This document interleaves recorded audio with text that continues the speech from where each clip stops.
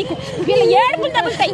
నువ్వు బట్టి విక్రమార్క నీ పక్కనే ఉంది కదా నీ ఊరు ఈ గడ్డ, నీ పక్కనే ఉంది. నీకు సిగ్గు అనిపించలేదా? ఇంతమంది ఆడుతుంటే ఇంతమంది రోజులు తంటే నీకు సిగ్గు అనిపించలేదా? పేరు బట్టి విక్రమార్కని పెట్టుకున్నావు ఎందుకు? పేరు తగ్గ జీవితం జీవించాలి. అడ్డగో జీవితం 4 రోజులు బతికి నందిలా బతిక పందిలా బతకొద్దు. ఇంతమంది చూడు ఇల్లు లేదు మాకు, వాకిళ్ళు పోనీ మా ఆధార్ కార్డు తీసి మాకు ఇల్లులు వాకిళ్ళు మాకు చిరాస్తులు లేకపోతే మాకు 10 ఎకరాలు 20 ఎకరాలు ఉన్నాయి అంటే నువ్వు అంటే మేము ఒప్పుకుంటాం. రేవంత్ రెడ్డి గారు ఇట్లా చేస్తారు అనుకోలేదే మేము. ఆయన కోడి దండాలు మీ అందరం పెడతాం.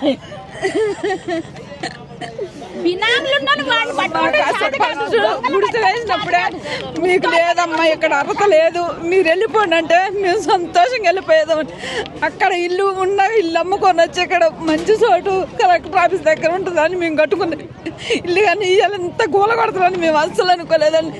మాకైతే ఇల్లు లేదు వాకి లేదు, ఇక్కడే బతుకుతాం, ఇక్కడే చదువుతాం.